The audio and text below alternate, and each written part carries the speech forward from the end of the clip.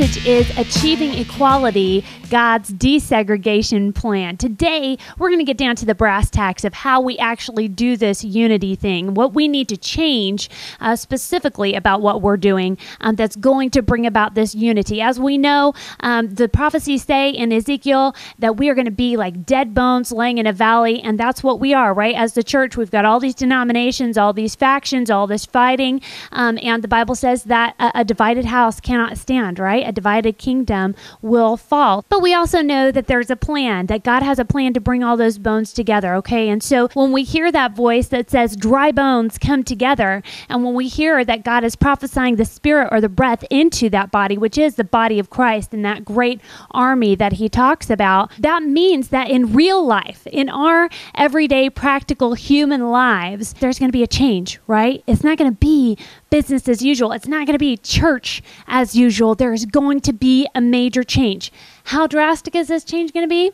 As drastic as the difference between a dry, dead bone laying in a valley and a living, breathing organism, a body, an army that is marching forward. Okay, that's how different your life is going to be in the way that you relate to the other members of the body of Christ. Okay, so today, God is calling you to change. He's not just calling somebody else to change. He is calling you to change the way that you relate to somebody, probably several somebodies. And so I want to encourage you to arm your heart with the attitude of humility before the Lord and say, Lord, please give me ears to hear and eyes to see what you're saying today and how I am supposed to apply this in my life so that I can be a part of this living organism. And if you will take on that attitude, then God is going to reveal his heart to you, and he's going to show you what you can do this week to move into unity with the body of Christ. So let's go to 1 Corinthians 12. I started with that, and this is a key to understanding what causes division and conversely, how we bring unity. It says, but God has combined the members of the body and has given greater honor to the parts that lacked it, so that there should be no division in the body, but that its parts should have equal concern for each other. So we see here that what causes division in the body is when there are parts of the body that lack honor and other parts who have honor. If you have people who are exalted and people who are lowly and despised, then there's going to be division, right? Because there's going to be resentment on the part of the people who don't have any honor, and their needs aren't going to be taken care of. They're not going to be healthy and vibrant the way that they need to be. And so you've got parts of your body that aren't working correctly, that are probably not functioning correctly because they're not getting everything that they need. And also as individuals, it means that they're not happy because, they don't have any honor, right? And so then the people over here, the people who have honor, they can't relate with those members of the body who don't have it. And indeed, the only way to keep that position is to put somebody else down. That's the system of mammon, or the system of this world, okay? And that's what we have seen has crept into the church. But God is going to overcome this by teaching us how to have equality. Equality is absolutely essential in having unity. As long as you have one group lording it over another, or one group that has honor and one that doesn't, one group that has their needs met and another group that doesn't, you don't have an integrated body that is taking care of itself. You have a divided body. You have a divided family or kingdom, and what you end up with is a sick body that ends up in the dust, in the grave, which is prophetically what we've seen, right? This is how God does it. It says he combines the members of the body and he gives greater honor to the parts that lacked it. Now, greater than what? He gives greater honor to the parts that lack honor than he gives to the ones who already have honor. God is going to require that the people who have the advantages in the body give up some of those advantages in order to lift up and exalt the ones who have the disadvantages. And in fact, he told his disciples, if you want to be a leader in my kingdom, you want to sit on a throne, you want to be considered to be great men, then what you have to do is actually become a slave of the least important person among you. He said, this is what you do. You've got these high positions. Now you have to lower yourself or give up your advantage in order to give it to somebody else. So we're going to see Jesus talking about this in Luke chapter 14. We'll start reading in verse 7. It says, when he noticed how the guests picked the places of honor at the table, he told them this parable. When someone invites you to a wedding feast, do not take the place of honor, for a person more distinguished than you may have been invited. If so, the host who invited both of you will come and say to you, give this man your seat. Then, humiliated, you will have to take the least important place. But when you are invited, take the lowest place, so that when your host comes, he will say to you, friend, move up to a better place. Then you will be honored in the presence of all your fellow guests. For everyone who exalts himself will be humbled, and he who humbles himself will be exalted. Everybody wants to have honor, right? But there's a way that you get honor in the kingdom of mammon, or the kingdom of this world.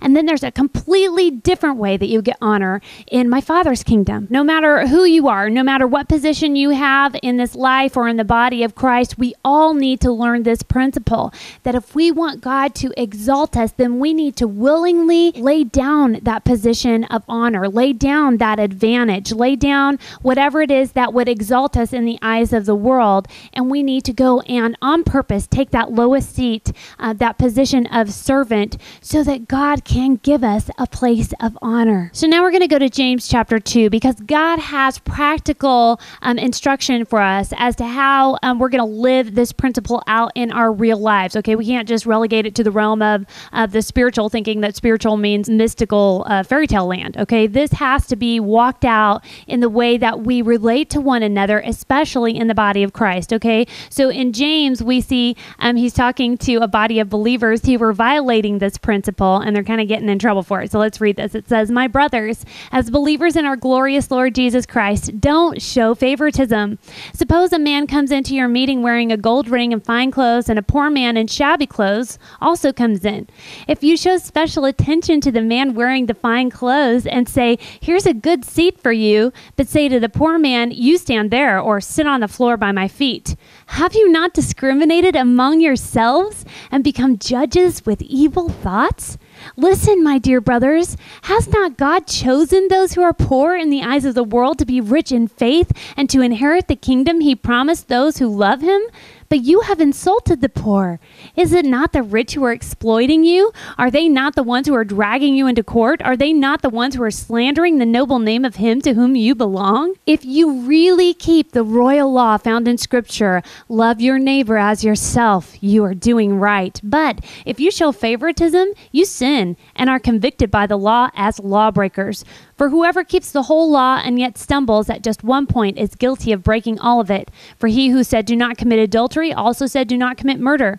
If you do not commit adultery but do commit murder, you have become a lawbreaker. Speak and act as those who are going to be judged by the law that gives freedom, because judgment without mercy will be shown to anyone who has not been merciful. Mercy triumphs over judgment. Okay, whoa, this is really important, you guys, because this is talking about your salvation. Look at this. How you treat other people is going to determine how God treats you. He says that over and over. Matthew chapter 7, it tells you don't judge or you're going to be judged. And if you show mercy, you're going to be given the same measure of mercy that you give to other people. Okay? So you judge the way you want to be judged, and you treat other people the way you want to be treated. All right? So whether you're a rich or a poor person, when you walk into a meeting, you don't want to be told to sit on the floor, do you?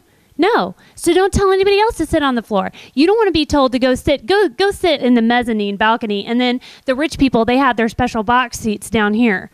Right? Okay, come on, you guys. Give me a break. This is the body of Christ. And you don't understand when you do things like this, the very people that you are relegating to the back of the sanctuary and the unimportant seats, and that you are failing to include in your fellowship, that you're not inviting to sit at the table with you. Those are the very people who've been chosen to inherit the kingdom. They're the ones that are the lowly ones now that are going to be taking the highest seat of honor. So, you're going to walk in to the great banquet, and you're going to find out that your politics have completely changed on you, and you did not play them very well, because the people that are sitting over you, that are standing over you, that are ruling over you are going to be the people that you were spitting on and telling them to sit in the least important place and not even acknowledging and not giving any honor. Not a good move, you guys. You got to be thinking eternally here. You're only here for a few minutes. So you've got to have eternal focus, okay? So how can you be safe? How can you avoid that judgment? And more importantly, how can you please God's heart? The safe way always to go is to consider others to be more important than yourself. Now, this should not be hard for us since we have a leader, the pioneer of our faith, which is Jesus Christ, who walked this out in real, actual, practical human life. Okay, so that we could follow his example. So let's read about that example in Philippians chapter 2. It says, "Do nothing out of selfish ambition or vain conceit, but in humility consider others better than yourselves.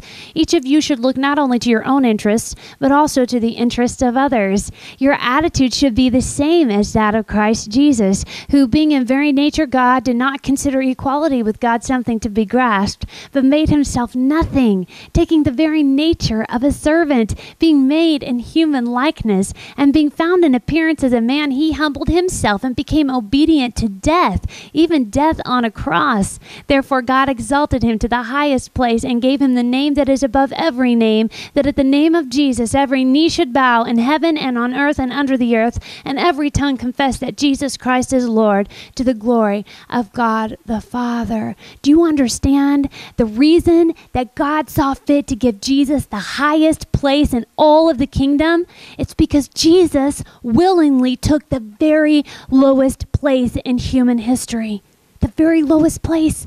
He's the Messiah, you guys. And he became obedient to death. Not only death, but a humiliating, horrific, terrifying death on a cross. In fact, it says he was scared. He did not want to do it. He asked God to take that cup away from him, but then he submitted himself to God and said, "Not my will, but yours be done." This was a hard thing to do.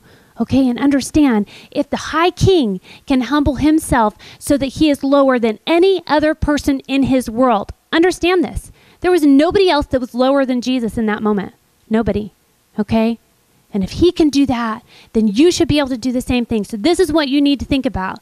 Right now in the body of Christ, there is somebody that you think that you are more important than, that you are smarter than, that you deserve more honor than, that you deserve to get paid more than. There is somebody that you have exalted yourself over. And you need to ask yourself, why do I think I deserve a higher place than them when Jesus made himself lower than me, lower than them, lower than anybody else? There is nobody in the body of Christ that is too lowly that you should not be able to humble yourself and make yourself their slave. What are your prejudices?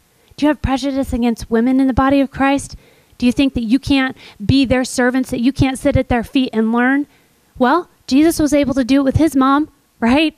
Jesus was able to humble himself. Jesus saw fit to entrust the gospel, the proclamation of the resurrection of Jesus Christ, very first and foremost to a woman to go and tell his own disciples. But are you too exalted to do that? Are you too important of a man to humble yourself the way that Jesus did and to honor the lowly people that Jesus honored? Think about it. What is it? Is it race?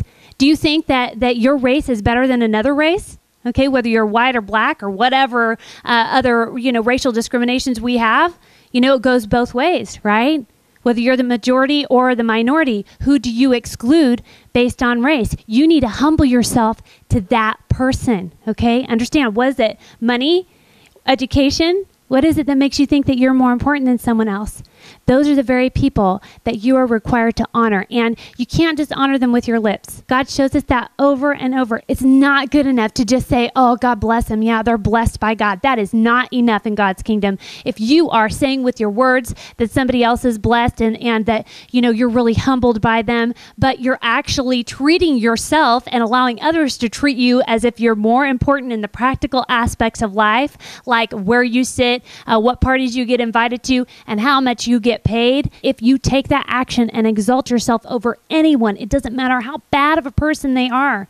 Okay, please understand that Jesus did not just humble himself to righteous people. He humbled himself to extremely unrighteous people. He did not just humble himself to people who had right doctrine. He humbled himself to people who had wrong doctrine.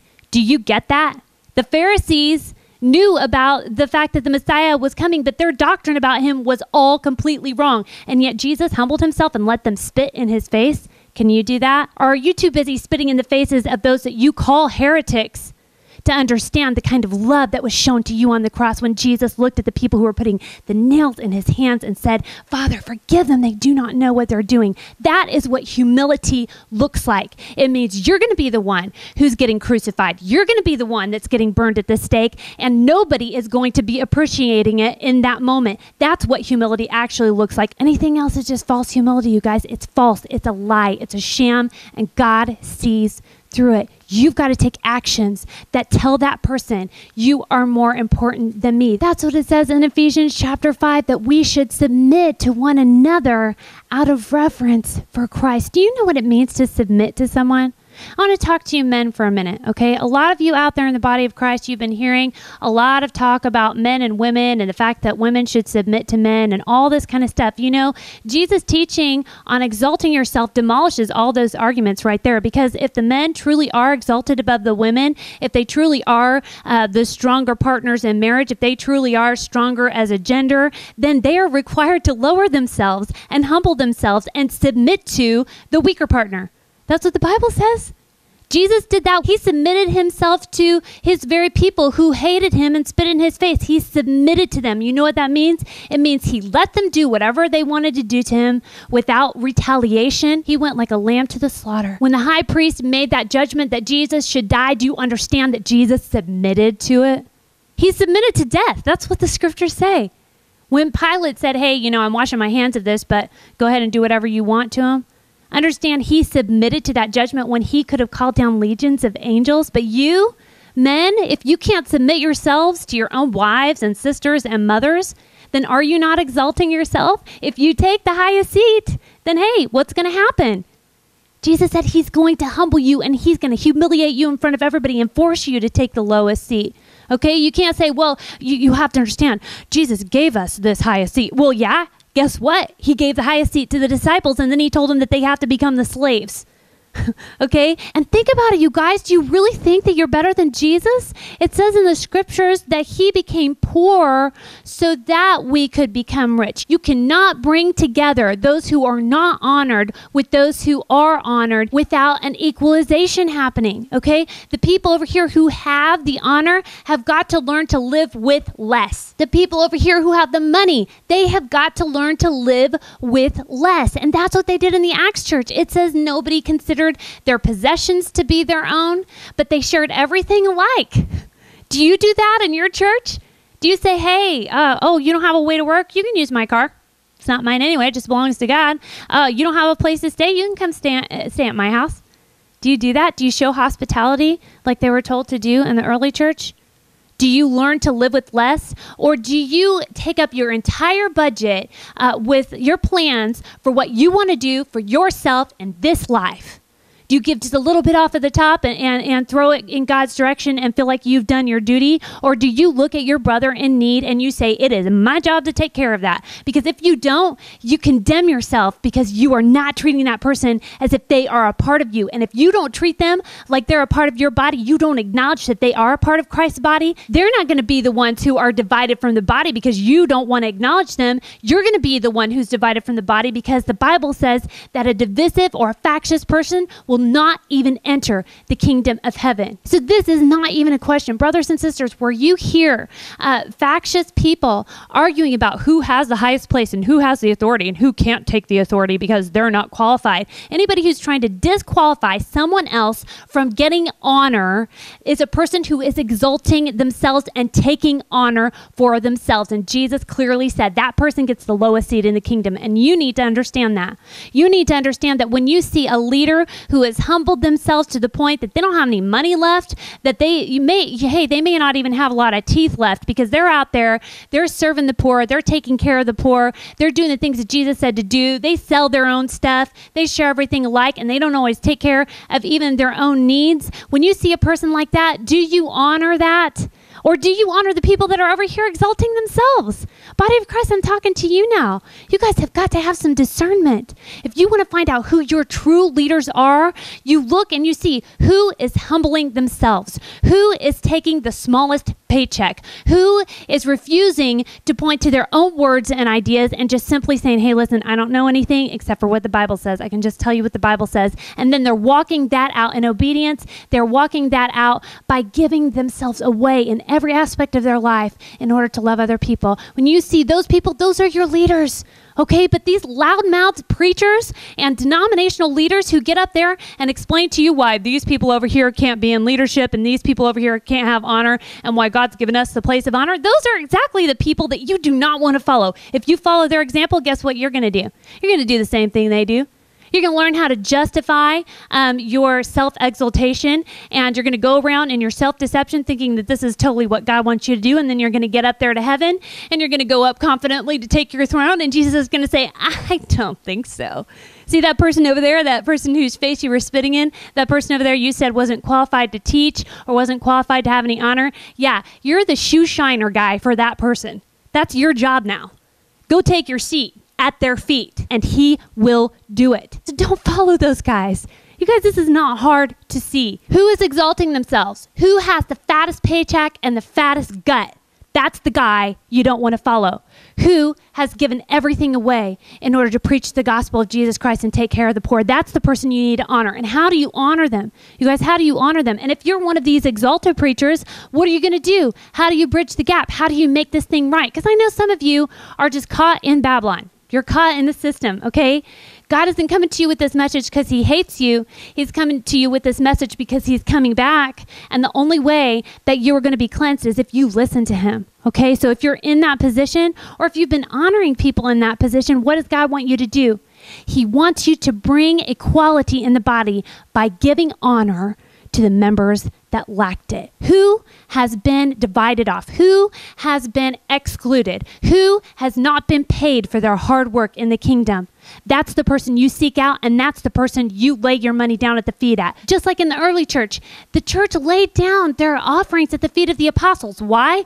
Because these were the guys that left their livelihood in order to follow Jesus. These were the guys that could say, hey, I don't have any gold or silver or anything, but hey, I'll give you what I have. Get up and walk.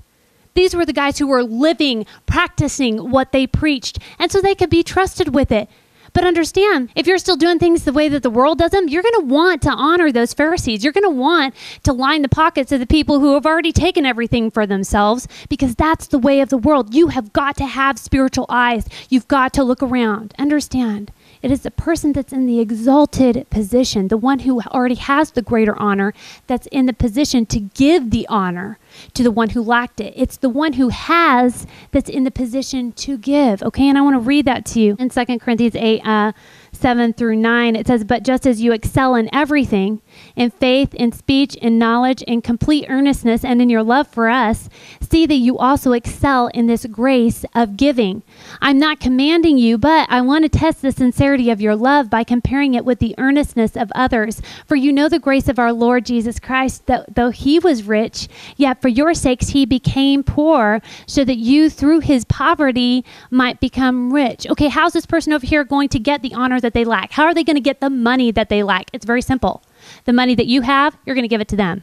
And that means that you're going to be even richer? No, it says that through your poverty, they'll become rich.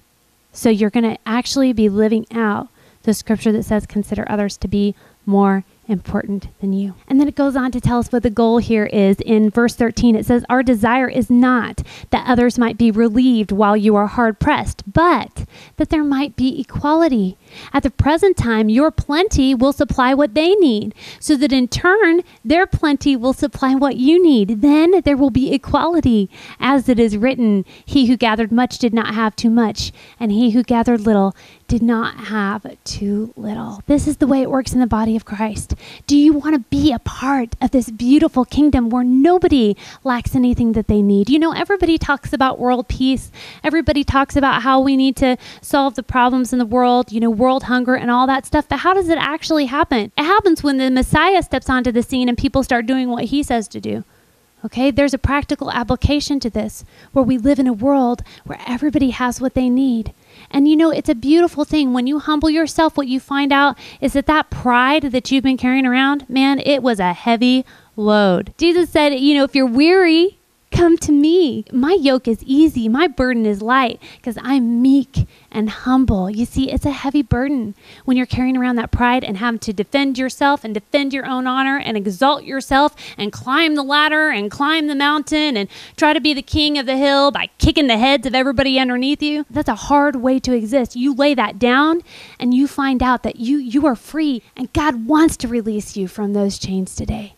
And those of you who are in the lowly positions, you need to take heart because you see that Jesus has a plan to exalt you. So be encouraged. That's what Jesus said. If you're poor, you should be happy. You are blessed because you are going to inherit the kingdom of God. And that means everything. You're going to be sitting in those seats of honor. You're going to be going to the banquets. You're going to be experiencing the glory for yourself. You're going to live in the nice houses and wear the nice clothes, but that's not what's going to be most important to you. The most important thing is that the king is going to say that person right there, they're my friend, all right? Because it's his love that we are living for. So it's a beautiful kingdom, but you've got to humble yourself. This is God's desegregation plan. Those of you who have the money, you need to become poor so someone else can become rich. They're more important than you are. Those of you who have the honor and that have the authority, you need to be like Jesus and treat the other people in the body as Jesus treated his bride by saying, you know what? I know I have all authority and everything, but I'm going to give up my life for you, and I'm going to confer my kingdom on you. Those of you who are stingy with your positions, your high positions in the church, and you try to exclude other people from leadership, you want to win, you have to humble yourself and you have to say, okay, Jesus said to his people, I confer on you a kingdom, so whatever power and authority I have, it's not me, I'm just a vessel. It's the Holy Spirit working through me, and God does not show favoritism. He says very clearly in 1 Corinthians 12 that every member has a part. So I'm going to read that to you so we can understand that there is room for all of us, every single one of us, to work and move and minister in the body of Christ, to have the authority and walk in the authority of Jesus Christ and of the Holy Spirit, and to be honored and valued as well. Okay, so it says the body is a unit. Though it is made up of many parts, and though all its parts are many, they form one body. So it is with Christ. For we were all baptized by one Spirit into one body, whether Jews or Greeks, slave or free, and we were all given the one Spirit to drink. Now the body is not made up of one part, but of many. If the foot should say, because I'm not a hand, I do not belong to the body, it would not for that reason cease to be part of the body. And if the ear should say, because I'm not an eye, I do not belong to the body, it would not for that reason cease to be part of the body. If the whole body were an eye, where would the sense of hearing be? If the whole body were an ear, where would the sense of smell be? But in fact, God has arranged the parts of the body, every one of them, just as he wanted them to be. If they were all one part, where would the body be? As it is, there are many parts, but one body. The eye cannot say to the hand, I don't need you, and the head cannot say to the feet, I don't need you. On the contrary, those parts of the body that seem to be weaker are indispensable, and the parts that we think are less honorable, we treat with special honor, and the parts that are unpresentable are treated with special modesty, while our presentable parts need no special treatment. The whole point of all these gifts that we have is so that we can build the other members up, not so we can exalt ourselves, okay? But God has given each member its own special honor. So we're going to go back to Luke chapter 14. That's a passage that I read to you at the beginning where Jesus said, don't take the seat of honor, okay? And that was verses 7 through 11. But he goes on in verse 12 to give the practical application as to how we actually take the lowest seat, okay? Whenever we are exalted or honored, how we actually provide that greater honor to the parts that lacked it. In verse 11, which we read, he says, for everyone who exalts himself will be humbled, and he who humbles himself will be exalted. Then Jesus said to his host, when you give a luncheon or dinner, do not invite your friends, your brothers or relatives, or your rich neighbors. If you do, they may invite you back, and so you will be repaid. But when you give a banquet, invite the poor, the crippled, the lame, the blind, and you will be blessed. Although they cannot repay you, you will be repaid at the resurrection of the righteous. This is how you do it, you guys. You find a way to honor somebody who doesn't have that honor, who doesn't have that, doesn't have money, doesn't have reputation. You find a way to do it at your own expense and do it in such a way you're not going to get repaid. This life is so short. All right. So every time you go and find somebody that can't pay you back and you invest money in them, God is storing up treasure for you in heaven. And it says your inheritance in heaven is going to be great if you will humble yourself, not only with your words, but indeed with your money and in everything that you do. So I want to encourage you today. I want you to think about who it is that you have had prejudice against, who it is that you have exalted yourself above. And if you have insulted those people, like it says in James, if you've insulted the poor, if you've insulted the weak in the body, if you've insulted the women, if you've insulted the people in this denomination or that denomination, you need to go apologize. You can't go submit to someone by saying, well, I probably shouldn't have done that to you, but, I only did it because you're wrong. But, even though you're wrong, it's okay because that's not important. And so I'm going to, say that I'm sorry for what I did. That's not an apology. That's not humbling yourself to somebody. You just go, hey, what I did was wrong. And I am very sorry if I slandered you, if I didn't treat you right, whatever it was. Okay. And you just leave it at that. And then after you've apologized for wrongs, you refuse to speak poorly. You only speak well of them. You speak of others that are different from you the way that you want people to talk about you, okay? Speak of them with honor. Refuse to talk poorly about them. Find something good to say about the person or don't say anything at all, but refuse to speak poorly about them. You overlook their faults because that's what Jesus does with you. It says love covers a multitude of sins. Also, you need to be sure that you're paying those people fairly. Again, if these people are doing work in the body of Christ and you know that you're getting paid, but they're not, you need to make sure that they're getting paid even if it comes out of your own bank account, okay? If that person is your neighbor and they are members of the body of Christ, they are your responsibility. You've got to make sure that their needs are taken care of. If you happen to be an employer, you need to be sure that you are treating the poor fairly so that you don't come under the judgment in James where it says, woe to you, you rich people, for the wages that you did not pay your workers is crying out against you. Okay, if you're not paying your employees enough to live on in a way that's not going to put them into poverty, then you need to start paying them enough, okay? But whatever it is, you want to be honored in the way that people talk about you. That's what you do for other people. You want to be honored in the way that you get paid. That's what you need to do for other people, right? The people who lack that honor. And then remember to include these people in your fellowship. That's the most important thing, to reach out to someone in friendship, okay? But we do these other things so that they know that your offer of friendship is sincere. So I'm going to pray with you right now that God will reveal to your heart who it is that He wants you to reach out to this week and how He wants you to achieve equality in the church and unity in the church by humbling yourself to someone today. Father in heaven, I praise your holy name for the work that you're doing in the hearts of the people who are listening today. I pray that you would give them ears to hear and eyes to see, and I bind the powers of the enemy who is speaking to them right now and trying to snatch that word away from their heart so that it doesn't find any root in them, Lord God. I pray that you would just rebuke the devourer in the name of Jesus. I pray that you would rebuke the evil one, Lord God, and that you would guard their hearts and that you would allow your word to be very effective in their hearts right now. I pray that you would begin to speak names to each person, situations where they have exalted themselves. Begin to reveal our hearts to us, Lord God. Though this is a painful process, this mirror can be very difficult to look in because we're going to see our sin. But we want you to correct us, Lord, because we want your righteousness and we want to be a part of your body, Lord. So I pray that you would help each and every person to have a responsive heart when you speak. And I pray that you would speak the names of the people that they need to reach out to, the names of the people that they need to apologize to this week, the names of the groups of people that they need to apologize to. If they've come against a group of people by gender or race or denomination, that you would show them what they need to do to apologize and make restitution for that and to humble themselves and place themselves in the lowest seat. I pray that you would help us to humble ourselves, whether it's husbands and wives, family relationships, relationships in congregations. I pray that your Spirit would help us, Lord God, today to take that step of obedience. I pray that you would empower us by the power of the Holy Spirit today to say yes for a change, Lord God. In each and every heart, Lord God, I pray that you would make a change as we know that the day of your return is coming. It is close. It is imminent, Lord God, and we know we do not have a lot of time. So I pray that you would move today in your body. Father, we want to glorify you in everything we do. So please help us. Amen. All right, you guys, I want to hear your praise reports about what God is doing in your life to heal these relationships in the body of Christ. And until I see you next time, remember to read your Bible and do what it says.